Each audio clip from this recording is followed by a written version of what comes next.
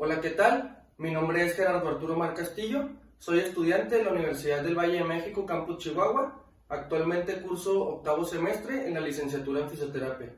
Les voy a hablar un poco de una enfermedad neurológica que tiene por nombre esclerosis múltiple. Es por medio de la materia de estancia clínica que está a cargo de nuestra docente Mónica Caballero Jurado.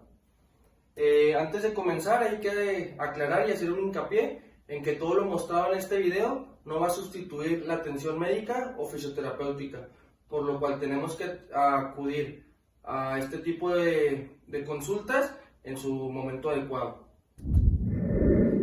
¿Qué es la esclerosis múltiple? Esta enfermedad se va a clasificar como una enfermedad neurológica crónico-degenerativa. ¿A qué vamos con que es crónico-degenerativa? A que con el paso del tiempo, esta enfermedad, la sintomatología y la gravedad va a ir en aumento y no va a haber vuelta atrás. También tenemos que se clasifica como una enfermedad desmielinizante, porque lleva un proceso de desmielinización. ¿Qué es la desmielinización? Vamos a tener aquí la foto de una neurona, que como bien saben es la unidad funcional del sistema nervioso, y tenemos alrededor de 100 millones de neuronas en nuestro cuerpo. Las vainas de mielina son las que están en color amarillo. ¿Qué va a pasar con la desmielinización? Estas vainas van a ir perdiendo su grosor, por lo cual el impulso nervioso, que es lo que genera la sinapsis entre neurona y neurona, que es como se van a comunicar para que las funciones de nuestro cuerpo sean de manera correcta, y como se va a desmielinizar, la vaina de mielina va a ir perdiendo ese grosor, este impulso nervioso no va a ser de la manera adecuada y vamos a empezar a tener problemas tanto en nuestros órganos como en nuestros músculos. Y volviendo, vamos a tener que las lesiones de esta enfermedad van a ser múltiples, como bien lo dice la enfermedad, y van a estar distribuidas por todo el sistema nervioso central. En este tipo de enfermedades vamos a tener los brotes o recididas. ¿Qué son estos brotes? Son los picos de la enfermedad en la cual la sintomatología va a ser un poco más agresiva, la cual, dependiendo del tipo de esclerosis múltiple, puede llegar a tener una recuperación ya sea parcial o total, o que no haya una recuperación. Para que sea llamado brote, estos síntomas tienen que presentarse en el paciente en un lapso mayor a 24 horas. Vamos a tener 4 tipos de esclerosis múltiple. Vamos a comenzar por la más común, que es la esclerosis múltiple remitente recurrente.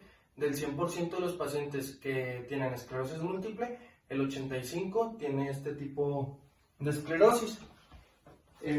Como bien vemos aquí, tenemos una línea marcada que es la gravedad de la enfermedad y el tiempo que va pasando. Las líneas horizontales es cuando el paciente está en remisión. Los picos van a ser los brotes. Entonces, en este tipo de esclerosis múltiple, como bien sabemos, como bien podemos ver, viene el pico y la sintomatología del paciente puede recuperarse ya sea parcial o totalmente. O sea que el brote solamente sea el agresivo. Como bien vemos, la línea en horizontal sigue al mismo nivel y no hay una influencia en la gravedad.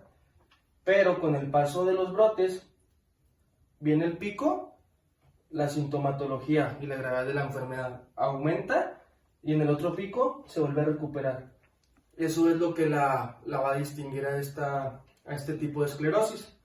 Tenemos la primaria progresiva, que aquí, como podemos ver, la incidencia de picos o de brotes va a ser un poco nula, por la cual la enfermedad va a ir aumentando conforme va pasando el tiempo, va a ir con mayor gravedad en mayor largo de...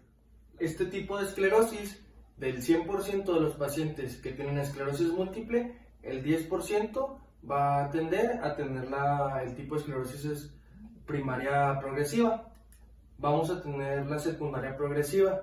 Esta es como una evolución de la remitente recurrente. Alrededor del 50% de los pacientes que tienen esclerosis múltiple remitente recurrente tienden a evolucionar a este tipo de esclerosis. Como podemos ver aquí, los brotes también van aumentando conforme va pasando el tiempo. Sin embargo, aquí a comparación con la remitente recurrente, los procesos de remisión son un poco, la sintomatología puede recuperarse, por lo cual en la secundaria progresiva, si se fijan, no hay una recuperación total, sino una recuperación parcial y no es tan agresivo. También vamos a tener la progresiva recurrente. Tenemos los brotes marcados, pero aquí sí tanto, o sea, viene el brote, pasa el tiempo y va aumentando la gravedad. Están un poco más definidos, sin embargo, en los brotes no hay un proceso de recuperación, siempre va en gravedad. Y aquí un 5% del 100% de los pacientes que tienen esclerosis múltiples tienden a tener este tipo de esclerosis. Vamos a tener el sistema nervioso central, como bien dije al principio, es una enfermedad caracterizada porque impacta directamente en el sistema nervioso central. Por poner un ejemplo, es como, por ejemplo, tenemos la planta de luz y los postes y los cables que dan luz a toda la ciudad. Entonces, cuando tenemos una falla en un poste de luz, ¿qué pasa? Se arregla el poste de luz y ya no existe falla en esa zona. Sin embargo, cuando hay una falla en la planta, tenemos que tienden a fallar ciertas partes y ciertos postes de luz a lo largo de la ciudad. Entonces, ¿a qué voy con esto? A que cuando es como se impacta en el sistema nervioso central, vamos a tener ese déficit y esa sintomatología que nos va a ir afectando gradualmente en ciertas partes de nuestro cuerpo. Por ejemplo, sería el sistema nervioso central, sería la planta de luz, y el sistema nervioso periférico serían todos los postes de luz y todo el cableado que está alrededor. Ya hablamos un poquito acerca de las neuronas, así que nos vamos a pasar a la epidemiología de esta enfermedad. Como podemos ver, uno de los factores de riesgo es el clima, que más adelante lo voy a hablar, pero aquí podemos ver que tiende a que a los países que están en Norteamérica, porque tienen un clima más templado, tienden a producir este tipo de enfermedades. Podemos ver que en México, por cada 100.000 habitantes vamos a tener de 0 a 100 casos de esta enfermedad. Se desconoce por completo el tipo de acontecimientos que van a provocar el daño a esta sustancia blanca, como bien hablamos en el principio, y sin embargo se han discutido diferentes fuentes o hipótesis etiológicas en las cuales se habla de una relación entre factores genéticos predisponentes y factores ambientales, como bien lo nombré ahorita, ya que es un factor de riesgo el clima por el clima templado que se puede generar. Vamos a tener también el diagnóstico. El diagnóstico de esta enfermedad es un poco impreciso, ya que no hay una prueba o unos análisis que te diagnostiquen concretamente que padeces de esclerosis múltiple. Entonces, ¿cómo vamos a diagnosticar este tipo de enfermedades?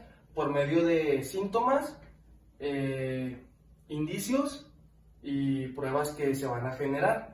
En los síntomas vamos a tener la fatiga, vamos a tener debilidad muscular, disfagia, que son los problemas para tragar, vamos a tener disartría, que son problemas del habla, vamos a tener insuficiencia respiratoria, espasticidad, calambres, disfunción sexual y problemas de la visión. ¿Qué pruebas van a ser realizadas para poder hacer más concreto el diagnóstico de esta enfermedad? Lo van a hacer la resonancia magnética, potenciales evocados y análisis de fluidos cerebroespinal y de sangre. Vamos a tener también los factores de riesgo. Como bien comenté ahorita, el clima es uno de ellos, ya que en climas templados tiende a tener mayor incidencia a padecer esta enfermedad. Tenemos la edad como un factor de riesgo, ya que entre los 20 y 40 años es cuando más posibilidades tienes de padecerla. El sexo. Las mujeres tienen de 2 a 3 veces más posibilidades de tener esta enfermedad. Los antecedentes familiares, si tus papás o tus abuelos tuvieron este tipo de enfermedad que por nombre tiene esclerosis múltiple, tú también tienes un mayor porcentaje de probabilidad para tenerla.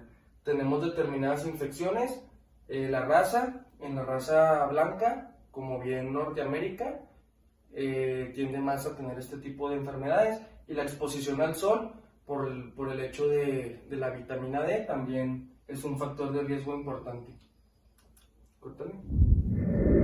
Como objetivo principal en este tipo de enfermedades tenemos que mantener las funciones vitales del paciente, es decir, las actividades de la vida diaria, para ayudarle a tener una mayor calidad de vida, una mejor calidad de vida. Entonces, vamos a mantener y si tenemos una buena respuesta por parte del paciente, puede aumentar un poco para ayudarlo a ser un poco más autoeficiente e independiente. ¿De qué nos podemos ayudar? De compresas húmedas calientes. Si no contamos con este tipo de compresas húmedas calientes en casa, podemos mojar una toalla, humedecerla, meterla al microondas ya sea de 2 minutos y medio a 3, sacarla, envolverla en otra toalla para que el calor se conserve y ponerla en las zonas afectadas o en los músculos que nosotros sintamos que tienen mayor espasticidad, es decir, mayor rigidez. ¿A qué nos va a ayudar el calor en la zona? Nos va a ayudar a que haya mayor flujo sanguíneo y nos va a ayudar a relajar esa musculatura para que a lo largo de la sesión de fisioterapia sea un poco más accesible el manejo de las movilizaciones y de los diversos ejercicios que vamos a poner en el paciente. Podemos poner, dependiendo del estadio del paciente, ya sean movilizaciones activas o movilizaciones pasivas. Las movilizaciones pasivas son aquellas en las cuales el fisioterapeuta ejerce el movimiento. ¿A qué nos van a ayudar estas? A generar un mayor rango articular, evitar deformidades y ayudarnos a contrarrestar un poco la espasticidad, es decir, relajar la musculatura. En dado caso de que el paciente sea un poco más autoeficiente en esos momentos, es decir, que el estadio no sea tan grave, podemos ayudarnos. El paciente las puede hacer solo con un bastón, entonces podemos hacerlo en todos los rangos de movimiento del hombro, tanto hacia los lados, podemos hacerlo hacia enfrente, podemos hacerlo hacia atrás y podemos hacerlo, que serían los rangos de movimiento de flexión, extensión, abducción y aducción. Podemos también vamos a manejar los estiramientos musculares, que también nos van a ayudar a evitar deformidades, a relajar la musculatura y a contrarrestar un poco la espasticidad. También los podemos hacer tanto que tengamos algún familiar que nos ayude a hacerlos, o podemos buscar una maña, como lo ven aquí en esa imagen, con una calceta para poder hacerlos, o una venda para poder hacerlos de manera propia. Vamos a ir también, es esencial en estos pacientes el manejo de la fuerza muscular, en aumentarla. Vamos a hacerlo progresivo. Vamos a manejar al principio los ejercicios isométricos, que son aquellos en los cuales hay contracción muscular, pero no hay movimiento de la articulación. Podemos poner una pelota por debajo de la rodilla, poner una pelota por el medio de las rodillas y estar generando esa fuerza. También podemos hacerlos como se ve en la imagen, para miembro superior. Y el paciente aquí puede jugar con su ingenio, en el cual el paciente vea que su movimiento está limitado, pero se está generando una contracción muscular. Vamos a poder hacer también ejercicios para el fortalecimiento del core abdominal. Podemos hacer tanto sentadillas con la ayuda de una silla o algún aditamento para que el paciente las pueda generar, o con la ayuda de algún familiar o de una persona que esté en casa. Podemos hacer también abdominales, como se muestra en la imagen. Sin embargo, aquí le damos nosotros las manos al paciente para ayudarlo a que las genere de manera adecuada. Después de esto podemos pasar a 4 puntos, que es la posición que está ahí como gateando. También nos va a ayudar a fortalecer abdomen. Posterior a esto, haciéndolo un poco más progresivo, podemos empezar a manejar las lagartijas con el apoyo en rodillas para que no sea tanta la fuerza que se esté generando en el paciente. Hay que hacer hincapié y tener un buen manejo de la cantidad de ejercicios que le vamos a poner al paciente o que el paciente va a efectuar, ya que en estos pacientes es normal por la sintomatología que se fatiguen, que se mareen. Entonces hay que tener un buen control de estos, no ponerle todos los ejercicios al paciente en una sesión. También podemos ayudarnos a mejorar el equilibrio en el paciente. Podemos empezar en cama, el paciente sentado. ¿Cómo puede empezar? Haciendo movimientos de brazos para desestabilizar un poco el tronco. Progresivo a esto, podemos empezar a hacerlo con ojos cerrados. Progresivo a los ojos cerrados, podemos poner una base inestable, ya sea una pelota como se ve en las fotos, o podemos poner unas toallas por encima de la cama y que el paciente se siente sobre ellas. Después de esto, podemos manejarlo ya parado. Igual empezamos con movimientos sencillos, ojos cerrados, y podemos empezar a trasladar objetos de un lugar a otro para ir mejorando también el equilibrio. ¿A qué nos va a ayudar tener un buen control del equilibrio? A que ya al momento que el paciente efectúe la marcha, que es el caminar con algún aditamento, sea un poco más fácil. Hasta aquí sería todo por mi parte. Muchas gracias, espero les haya servido, les haya gustado y que estén un poco más informados acerca de esta enfermedad. Les pido de favor compartan, le den like y nos vemos en la próxima. Muchas gracias.